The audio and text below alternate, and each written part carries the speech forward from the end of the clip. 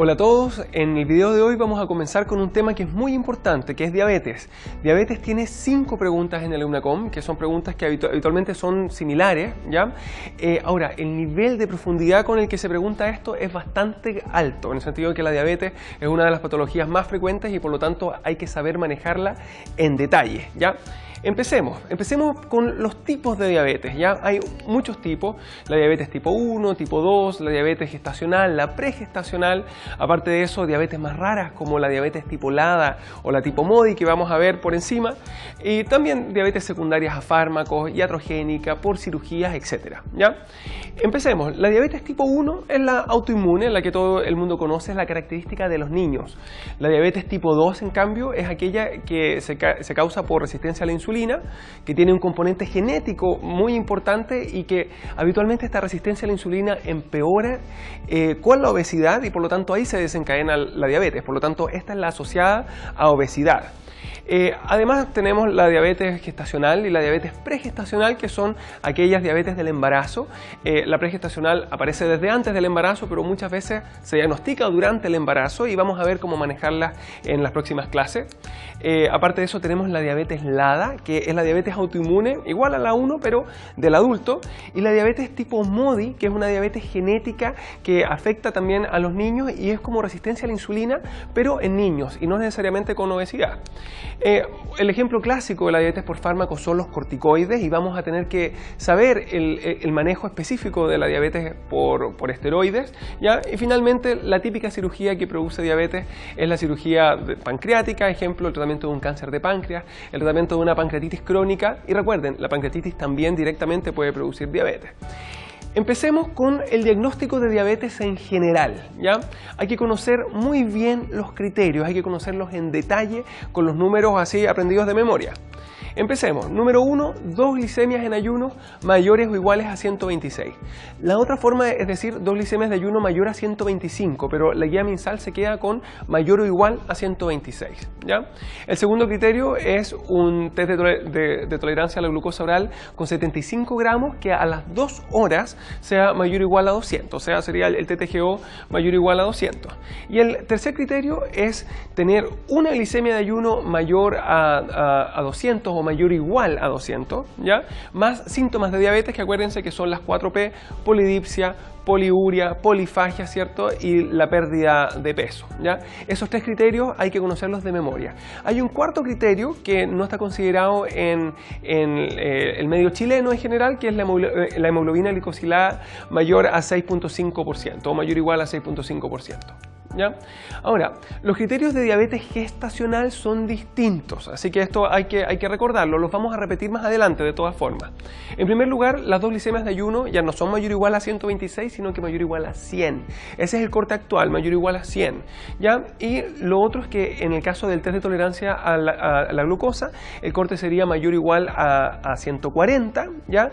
Y también se hace el diagnóstico en ese caso con el test de tolerancia, no la glicemia poscarga, sino que la glicemia basal, y ahí sería mayor o igual a 100, ¿ya? Por lo tanto habría 3 criterios, 2 glicemias de ayuno mayor a 100, ¿cierto? Y el test de tolerancia aporta 2 criterios, ya sea con la precarga mayor o igual a 100 o con la poscarga mayor o igual a 140, ¿ya? También tenemos la diabetes pregestacional, que no hay que confundirla, que en general es cuando se cumplen criterios de diabetes en alguien no embarazada, ¿ya? Al principio del embarazo, dígase las 2 glicemias de ayuno mayor o igual a 126 o bien la glicemia de ayuno mayor o igual a 200 más los síntomas. En este caso no se considera el test de tolerancia, en el sentido de que ese examen, acuérdense, no se pide al inicio del embarazo, sino que se pide a las 28 semanas o por lo menos después de las 24 semanas. Hay otros diagnósticos relacionados con la diabetes que no son diabetes, pero que hay que saberlos porque se confunden. Uno es el de resistencia a la insulina, que en general es una prueba de JOMA, que este indicador me salga mayor o igual a 2.6. Ahora, ¿cómo se calcula el JOMA? Es la glicemia por la insulina dividido por 405. Una vez en una de las preguntas de la EUNACOM se preguntaba en el fondo cuál era el diagnóstico y había que calcular esto. Y era bastante difícil porque la glicemia basal era, por ejemplo, 88, la insulina estaba en 25 y había que multiplicar eso y luego hacerlo por 405. Y ahí yo les recomiendo que lo hagan de la manera más fácil. Si sale, por ejemplo, 88, aproxímenlo a 90. Si sale que es 25, bueno, ese se puede quedar, y el 405 lo aproximan a 400 y de esa manera pueden hacer las matemáticas más fácil. Y si es que no, bueno, intentan hacerlo rápido y siguen con la siguiente pregunta. Lo importante es no perder tiempo en los cálculos matemáticos, ¿ya? Segundo lugar, la intolerancia a la glucosa oral. Esto se hace igual con el test de tolerancia a la glucosa, que en vez de estar arriba de 200, ¿ya? Está entre 140 y 199, ¿ya? Por lo tanto, va a ser diabetes desde 200 en adelante, en cambio va a ser intolerancia a la glucosa oral desde 140 hasta antes de 200, hasta 199. Y finalmente está el diagnóstico de glicemia de ayuno alterado, que es la glicemia de ayuno, ¿no es cierto?, que esté entre 100 y 125. Por lo tanto, lo normal es menor de 100 y es un diagnóstico provisional de diabetes cuando es 126 o más. ¿Ya? Ahí están esos números, tienen que saberlos de memoria, ¿ya? Vamos a decir lo mismo que acabamos de ver ahora, pero de la manera en la cual se estudia, la manera en la cual se hacen los exámenes, porque eso es lo que se pregunta en el EUNACOM. Para empezar, como screening, uno siempre hace una glicemia de ayuno, ese es el examen. Si la glicemia de ayuno está menor a 100, damos de alta al paciente. No es que la glicemia esté alta, sino que se da de alta, el paciente estaría sano. Si es que está, en cambio, entre 100 y 125, en ese caso, uno dice, tiene una glicemia de ayuno alterada y vamos a ir a confirmarlo, vamos a ir a pedirle el test de tolerancia para ver si es que tiene diabetes o si solamente tiene la glicemia de ayuno alterada, o también puede aparecer otro diagnóstico. Si es que está mayor o igual a 126, en ese caso se repite, en el sentido en que probablemente tiene una diabetes. Si es que al repetirla sale menor que 100, nuevamente se da de alta. Si al repetirlo da entre 100 y 125, el diagnóstico es glicemia de ayuno alterada. Y si me sale mayor o igual a 126 por segunda vez, bueno, ya tenemos el criterio de diabetes y el diagnóstico sería una diabetes, ¿ya? Ahora, cuando pedimos el TTGO, que es cuando nos salen entre 125 y 100, bueno, en ese caso, si está menor a 140, nuevamente damos de alta al paciente y el diagnóstico sería un paciente sano. Si es que está entre 140 y 199, bueno, tendría una intolerancia a la glucosa oral. Y finalmente, si está mayor o igual a 200, en ese caso el diagnóstico es una diabetes. Ahora, la clásica pregunta es, ¿y qué diabetes? ¿Diabetes 1? ¿Diabetes 2? ¿Ya?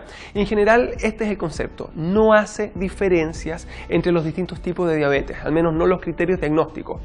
Probablemente si es un adulto, vamos a decir que es una diabetes tipo 2, si es un niño, en cambio, vamos a decir que se trata de una diabetes tipo 1, ¿ya?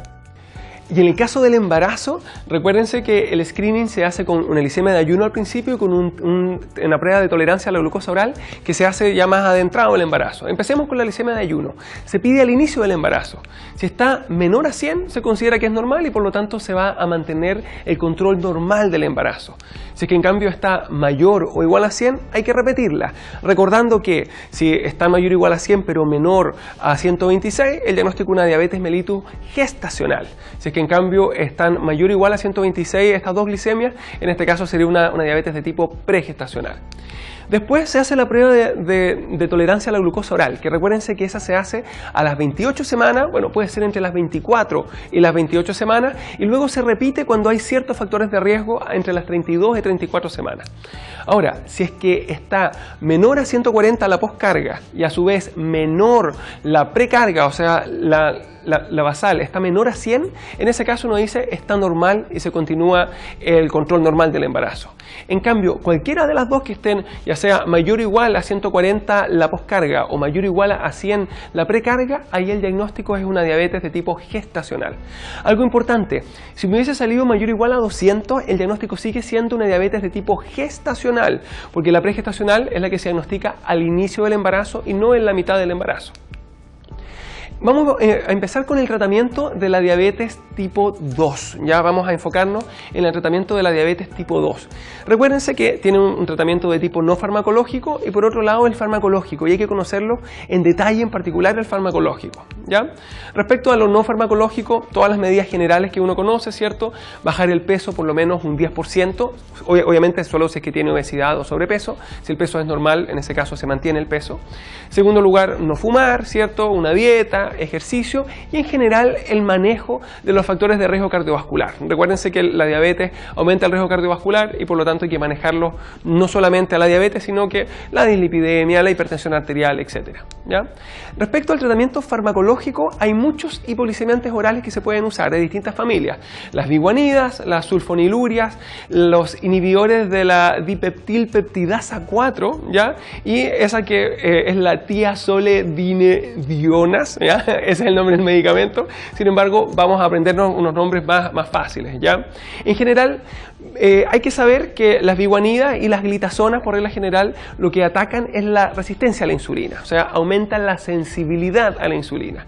En cambio, las sulfonilurias y las gliptinas, ¿cierto?, lo que hacen es aumentar la secreción de insulina, o sea, actúan por mecanismos distintos, ¿ya?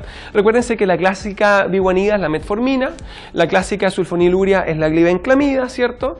El otro nombre de los DPPA4, ¿cierto?, son las gliptinas, ¿cierto? Y la glitazona es el nombre con el que comúnmente se llama a esos medicamentos impronunciables, ¿cierto? Así que quedémonos con esos nombres, gliptina y glitazonas como nombre adicional, ¿ya?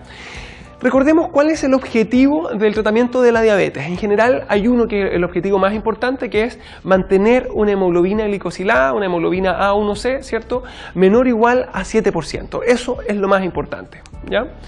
Hay excepciones, eso sí, que serían el mayor de 75 años, ¿cierto? Los niños que son diabéticos tipo 1 en general y los pacientes que están con demasiada hipoglicemia, porque recuérdense que el precio que uno paga por tener un buen control metabólico es que hace hipoglicemia, ¿ya? En estos casos, en general, uno le exige una hemoglobina glicosilada menor a 8, ¿ya? O menor o igual a 8%. En el caso del adulto mayor, porque probablemente no va a vivir tanto tiempo, así que el beneficio no supera el riesgo, que el riesgo es la hipoglicemia, y en los otros dos casos por razones similares, que uno puede ser un poco más permisivo, ¿cierto?, evitar la hipoglicemia y aún así evitar el daño a órgano blanco, que es lo más importante, ¿ya? Ahora, no es el único objetivo, ahí está en grande el de la hemoglobina glicosilada porque es el más importante, es el principal, pero aparte dijimos bajar el 10% de peso, mantener presiones arteriales menores a 140/90, ese es el corte actual en el diabético, menor a 140/90, los triglicéridos menores a 150, el colesterol HDL mayor a 40 en el caso de los hombres, mayor a 50 en el caso de las mujeres, ¿cierto? El LDL menor a 70 idealmente, o al menos menor a 100, ¿ya? Y aparte están estos objetivos secundarios de las glicemias precomidas menores a 100 y las glicemias postcomidas menores a 130, ¿ya? Ahora, vamos a ver el tratamiento ya en el orden en que hay que dejarlo, en el sentido que las preguntas habitualmente me dan un tratamiento basal, me muestran el control que tiene el paciente y luego me preguntan qué hacer, y lo que hay que hacer es seguir este orden. En primer lugar, dieta, ejercicio y metformina. Eso es de entrada en tratamiento de cualquier paciente diabético, ¿ya? Recuerden que la dosis de metformina va desde una pastilla al día de 500 miligramos hasta las pastillas de 1 gramo o de 850, o bien 2 pastillas de 500, o sea, hasta 1 gramo cada 8 horas. O sea, la dosis máxima serían 3 gramos al día. Habitualmente uno parte con una dosis baja de metformina y luego la va aumentando a medida que el control metabólico es insuficiente, ¿cierto?, hasta llegar a la dosis máxima de metformina. En tercer lugar, se le agrega la glibenclamida, o sea, sería la metformina más glibenclamida. Y recuerden acá que la dosis va desde 5 miligramos al día hasta 10 miligramos cada dosis, o sea, hasta 20 miligramos al día de glibenclamida, ¿ya? Una vez que estoy con la dosis máxima, ya no me queda más que iniciar la insulina NPH. Y en general, la forma en que se inicia es NPH nocturna y hay distintas dosis, pero la más habitual es 10 unidades de manera subcutánea en la noche. Ahora, ¿cuáles son las indicaciones para iniciar esta insulina NPH nocturna? Uno, que esté con los hipoglicemiantes orales en máxima dosis y que todavía no haya logrado el objetivo del control metabólico, o sea, que mantenga la hemoglobina glicosilada arriba de 7%. Y el segundo, que es solo, que tenga la hemoglobina glicosilada arriba de 9% o arriba igual a 9%, ¿ya? Por lo tanto, que quede bien claro, aunque esté sin las dosis máximas, si el control metabólico es pésimo y tiene una hemoglobina glicosilada arriba de 9% o en 9%, en ese caso también debe iniciar insulina. Ahora, la pregunta respecto a si mantengo o no los hipoglicemiantes orales, la respuesta es sí hay que mantenerlo. En el caso de la metformina se mantiene seguro, y en el caso de la glibenclamida es más discutible. En general no hay problemas en dejarlo, aunque muchas personas optan por suspenderlo, o sea, mantener la metformina y mantener o suspender la glibenclamida según la preferencia que ustedes tengan, ¿ya? Ahora, una vez que ya inicié la insulina NPH, la pregunta es ¿y qué hago ahora si sigue mal controlado? Y tengo 3 opciones distintas y vamos a ver cuándo utilizar cada una, ¿ya? La primera opción es subir la dosis de la NPH nocturna, y eso se hace en general cuando las glicemias de ayuno, cuando las glicemias de la mañana están muy elevadas. ¿Por qué? Porque la NPH nocturna, su mayor incidencia es sobre la glicemia de ayuno, sobre la glicemia de la mañana, ¿ya? La otra opción es agregar en una NPH en la mañana, o sea, mantengo la dosis de la noche y agrego además una dosis de NPH matinal. Y eso se hace en general cuando las glicemias de la tarde están muy elevadas. ¿Por qué? Porque la NPH nocturna incide en las glicemias de la mañana, en cambio la NPH matinal incide en las glicemias de la tarde y de la noche, ¿ya? Y finalmente está la opción de agregar insulina cristalina, que se agrega en general antes de las comidas, que se hace cuando las glicemias preprandiales, las precomidas están bien, sin embargo las postcomidas están mal y mantengo todavía la hemoglobina glicosilada alta. O sea, esas serían las 3 opciones y hay que saber distinguirlas, ¿ya? Si la glicemia de ayuno está alterada, si las glicemias de la tarde están alteradas o si son las glicemias precomidas las que están mal, ¿ya? Ahí están estas 3 opciones. Ahora, la pregunta es, ¿y las glitazonas y las gliptinas, que hasta ahora no las hemos mencionado, cuándo se utilizan? En general es cuando hay un efecto adverso con los otros medicamentos, con la metformina o con la glibenclamida, ¿ya? En general, recuérdense que la metformina, su principal efecto adverso son problemas gastrointestinales, produce diarrea, dolor abdominal, y en ese caso se cambia por una glitazona. ¿Por qué? Porque ambas actúan igual. Ambas, si se acuerdan, disminuyen la resistencia a la insulina. En cambio, en el caso de la glibenclamida, su efecto adverso habitual son las hipoglicemias, y si está haciendo demasiadas hipoglicemias, en ese caso se va a cambiar por una gliptina, ¿ya? Así que esas serían las indicaciones de estos medicamentos, son los efectos adversos y saber cuál se reemplaza por cuál, ¿cierto? La metformina por glitazona y la glibenclamida por la sitagliptina u otra gliptina. Y esa fue la clase de hoy, espero que les haya sido de utilidad. En la próxima clase vamos a ver diabetes 1.